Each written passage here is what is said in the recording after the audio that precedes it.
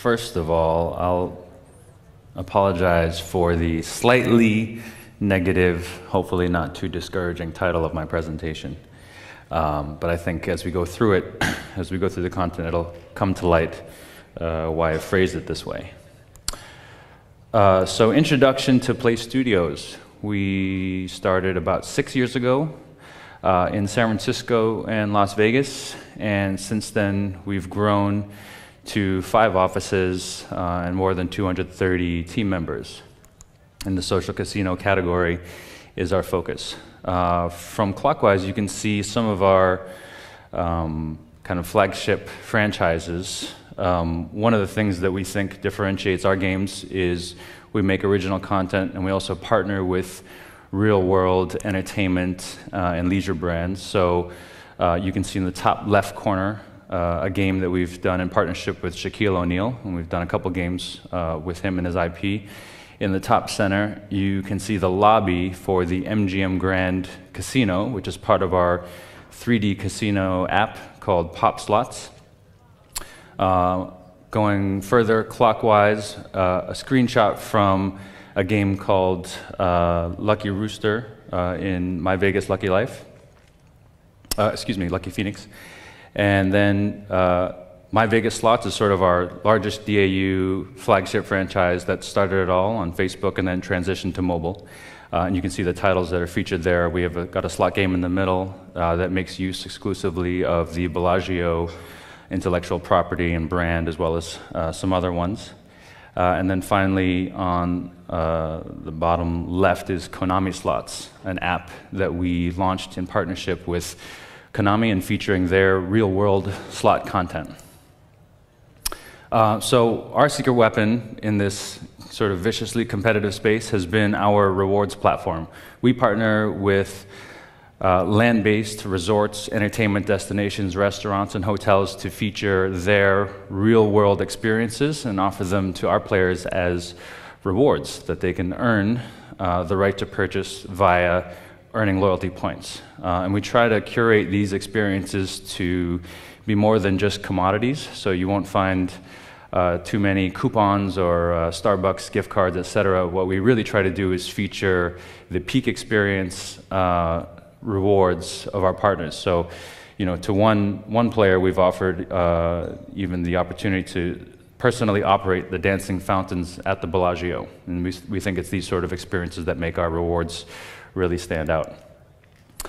A little bit of orientation as to the league table. This is as of Q4 of last year. We are lucky enough to be one of the only privately held companies in the top of the social casino league table. Actually, since this chart was published, the league table has changed a little bit. You guys may know that IGT and W are now one set of bars because W purchased Double Down from IGT. So this has been a pretty dynamic league table over the past couple years, and we'll kind of go into why that's been the case.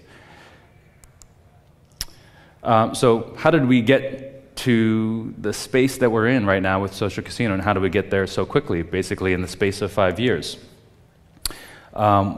So taking a trip back in time, so free-to-play games have been around for a long time. You guys may remember Pogo or Royal Games or Yahoo Games. They were certainly not on the scale that we're familiar with today, but they started to become so when Facebook really kind of reached this critical mass of growth.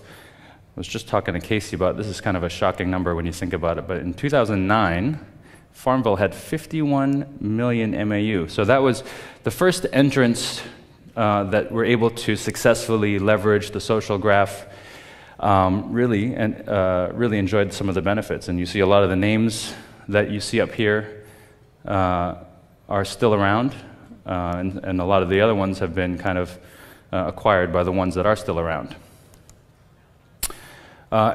Very, very shortly thereafter, about 24 months thereafter, iOS and Google Play continued their sort of rampage amongst the mobile OSs, and over that period of time, essentially consolidated the markets. So they are far and away the dominant mobile OS channels, And then they launched app stores that, of course, had game categories. So the first folks that were able to make it into those certainly enjoyed the benefits, and we were amongst the first folks with our apps.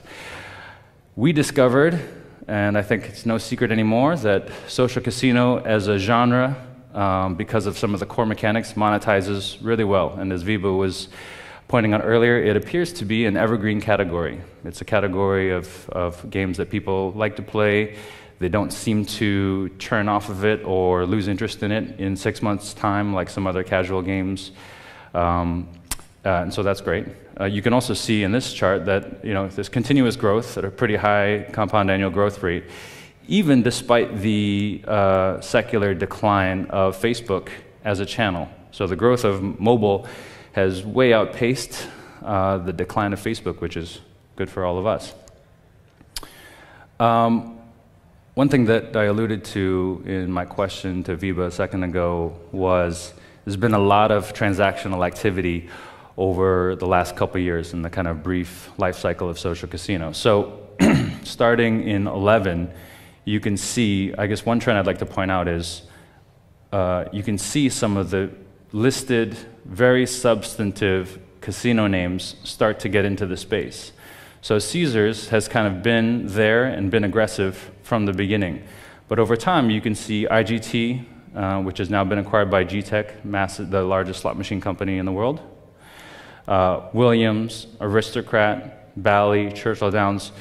The appeal and the conviction that this channel would continue to grow and be valuable is sort of validated by these listed real money casino companies coming into the space, which continues all the way through 2015. And around then, with Crown and DGN, around then we start to see a new flavor and a new type of entrant into the space, which I think the biggest one, of course, is the blockbuster acquisition of Playtika by Giant, which is a PC games company in China, not previously in the social casino category, and then earlier this year some consolidation with a listed Korean company acquiring Double Down. What does that mean? What does that mean for us as competitors in the space? Number one, as new, proven, recognized game content has made its way into social casino, the ARPTAs have gone way up, which has been great. That's pretty well documented. IGT and Double Down really enjoys a revenue lift from their proven, well-recognized games. We certainly have enjoyed the same through our partnership with Konami. So that trend is there and it's here to stay. But at the same time, these larger listed companies have also inflated the acquisition environment. So the CPIs, as I think as a lot of you know or may have experienced, have really shown an outstanding inflation over the last couple of years. Related to that, the ease of discovery with more than, I think it's 2,700 new apps in the app stores a day, basically means that organic discovery through those dominant channels has become very, very difficult. Certainly not as easy as it was 4 or 5 years ago. And the result of that is the ROIs and the expected ROIs for all of us that are building new cohorts and even the guys that are smaller and starting up have been really difficult. They've gotten a lot lower. Our expectations have had to be managed a lot lower. And these factors really contribute to a major impediment to scaling. So where are the growth opportunities in that case? Bringing us to kind of our focus here. So social casino in the Asia-Pacific arena. As of last year's estimate, and I assume SuperData will update this soon, the social casino revenue in Asia remains but a fraction of that in North America. At the same time, the mobile games revenue is multiples in Asia of the mobile games revenue in North America. Of course, Asia Pacific is an arena of markets composed of some monster markets, China, Japan, Korea, but the rest of Asia Pacific and Australia and New Zealand certainly adds up to a pretty significant amount as well. So what do we make of this dynamic? Mobile games is much bigger, social casino is still a lot smaller. Our conclusion is that in the long term, social casino in Asia Pacific will be inevitably competitive in scale, if not exceeding in scale, the market that's represented by North America. So going to these, what we think of as the big three, the biggest critical mass of mobile games revenue and potentially the biggest opportunity to scale in Asia Pacific, let's just dig into them specifically. So Japan. Some of the challenges and dynamics associated with the Japan market that we think of. Number one, very, very deep native cultural preferences. They like Japanese IP. There's mechanics that are familiar to Japanese game players, which haven't made it outside the market. The highest CPIs and therefore, or the highest ARPDAUs and therefore the highest CPIs in the world. What that means is it's not that easy to spend a little money in Japan. It's really only worth it if you scale up an effort. There's an existing genre that is as strong or stronger than slots are to North Americans, and that is pachinko, patcha slots, which has been there for several generations, and that's what the image is of pachinko parlor here. There are no integrated resorts, casino resorts yet, but some of you may have read that legislation is on the books to introduce those probably in the next 5 to 6 years. Of course, we think about this constantly, is that they are known, the players in Japan are known to be voracious consumers of game content. So launching a game with just a couple days or a couple weeks worth of content really isn't going to work, because the pace at which Japanese players are known to eat up your levels or eat up your games are much faster than everyone else's. So ultimately, we feel like the opportunity in Japan is massive, but the real-world game content will win. And the ceiling for traditional genres, like slots, what we specialize in, is probably relatively low. Here's a couple examples of recent experiments, social casino in Japan. So Pachi slot games are making it in that feature real, recognized Japanese IP. Here's Kalapal's Tokyo Casino game, which is a little bit reminiscent of the My Vegas journeys. So moving on to China. Super complicated mobile ecosystem, not that easy for outsiders to navigate, or maybe impossible. The consumer base, though, super exciting. There's a generation of one-child millennials with a lot of income, rapid adopters of new technology. They make new categories of technology by themselves, like live streaming, instantly, or in the course of a year. And their game preferences are super hardcore. So when we think about our genre, we think about how to adapt our progression, our metagame to accommodate that if we want to attack that market. There's a really significant regulatory hurdle, which means a subsidiary of the Ministry of Culture, actually, and Ministry of Finance has to approve your game. That's not fun. And poker, mahjong, dodiju have done well in the regulatory environment. More genres that are more closely aligned with casinos don't do them in China, so there's that limitation. Here's some Chinese social games of chance, not casino games. Mahjong does really well for Tencent, top 3 game in China. And some of you may have seen a game or a family of games around fishing joy, the economy of which is certainly reminiscent of a casino, but the core mechanic is shooting fish. So there's opportunity to expand the genres, but still perform in the games of chance category. And as I was alluding to earlier, the kind of deep affinity for hardcore games, I think, points us to where social games of chance may have to evolve to effectively speak to those players.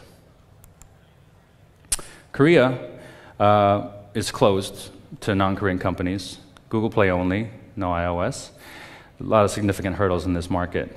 The native genres that are popular there are not genres that others will be familiar with or good at. So Badugi is a poker variant, Ghost Stop is a traditional kind of family gambling game, so is Sutta.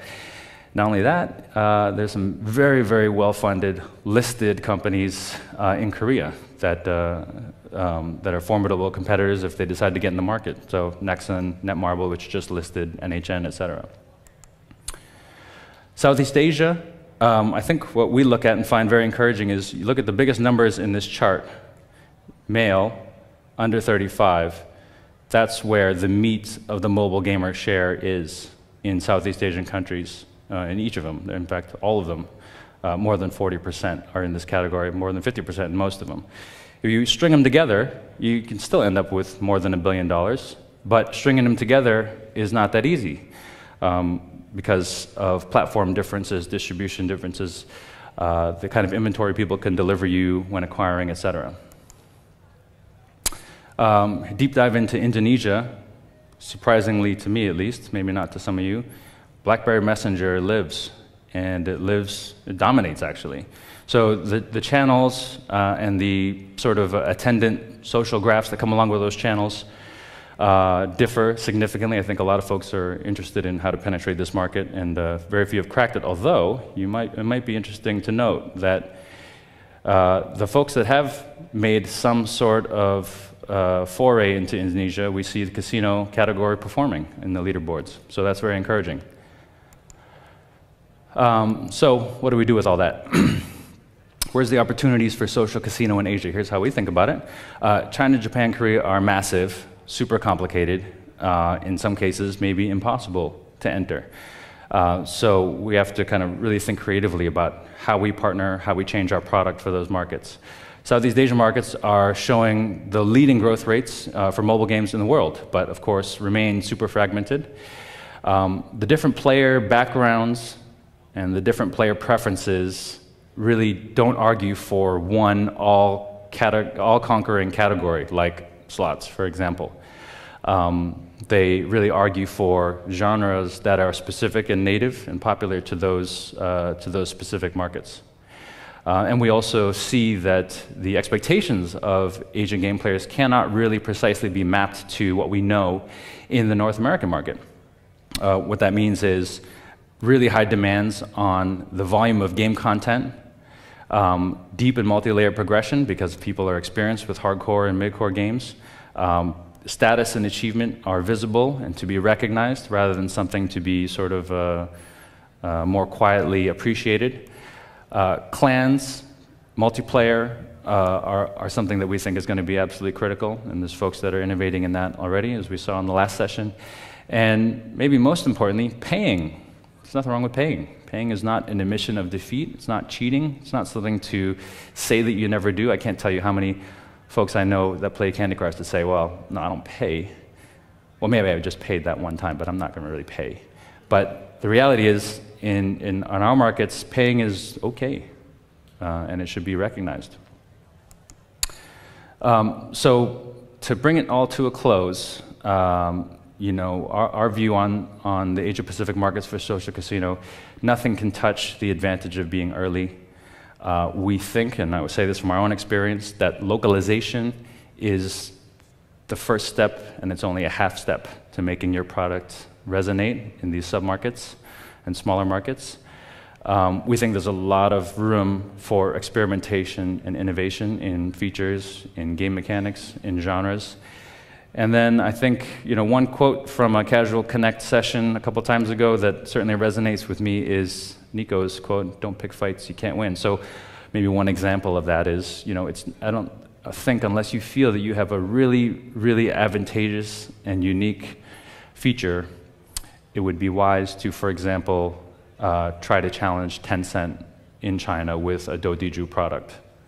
So, you know, we try to think about where are the ways in which we can find creases or inefficiencies to exploit, whether that's genre, mechanic, market, or channel. That's it. Oh, if you want to talk to me, email me anytime. Thanks. Thank you. Well, I have a question. So you mentioned localization being half a step. When you're talking about localization, and more specifically beyond just language, but also cultural aspects, how do you research the markets you're hoping to go into? Do you look at consultants? Do you have someone actually go in on the ground? What's your process there? Well, for our genre, which is slots, I think there's a roadmap that's a little bit ahead of where the social casino operators have evolved to, and that's the actual land-based casino content. So certainly we can draw some inspiration from the Shuffle Masters and IGTs and Aristocrats of the world that have been making localized content to distribute into casinos in Macau and Singapore and Malaysia. I think there's a level beyond that, an advantage to exploit beyond that, which is to really understand the kind of taste for, I guess, themes and arts and creative content. And then I think there's even room to experiment with maybe not the core gameplay, but maybe bonus games or intermittent games that specifically speak to genres that are popular in a given region, whether that's tongkits or tinpati or mahjong. And speaking of land-based casinos, in North America, you have like these big blowout casinos like Las Vegas, and then you have like tribal casinos. Is there a similar dynamic in Asia? Do you think there's room for independent developers to partner with land-based casinos in Asia, or what's that like? I think so. I mean, clearly, you know, that relationship and the ability to optimize the relationship between our mobile games and land-based casinos is sort of the rewards platform that we hang our hat on. But there are there's more casinos than there used to be. You know, 15 years ago there was Macau and Malaysia, and that was it. Now you've got Singapore, and you've got Japan looking at it, and you've got Thailand looking at it, and Vietnam looking at it, and Manila has, you know, introduced 4 world-class resorts in the last 5 years out of nowhere. So I think there's going to be more and more opportunities, and each of those guys is trying to get an advantage and expand their database and their customer base. So I think there will certainly be more opportunities, and that's a wave we're hoping to continue to ride. Well, I have one more question for you. At the very beginning of your presentation, you mentioned a partnership, I guess, with Shaquille O'Neal. What kind of advice would you give people considering some sort of like celebrity branding for their product? I think, let's see, I'd say our experience with that is, you know, there's a lot of folks or a lot of brands out there that have a pretty aggressive licensing program and are willing to lend their IP to any genre. I think where we've been successful, and this goes for Shaquille O'Neal, but it also goes for our partners at MGM or our partners at Resorts World Manila, et cetera, is a really deep level of buy-in into the partnership. So it's not just a likeness or a logo, it's a commitment to access their audience, whether it's Shaquille O'Neal shouting out "My Vegas" on Inside the NBA on TNT to a national audience, or MGM in Las Vegas providing their on-property signage, an on-property, you know, plasma video inventory to us to really cement the partnership.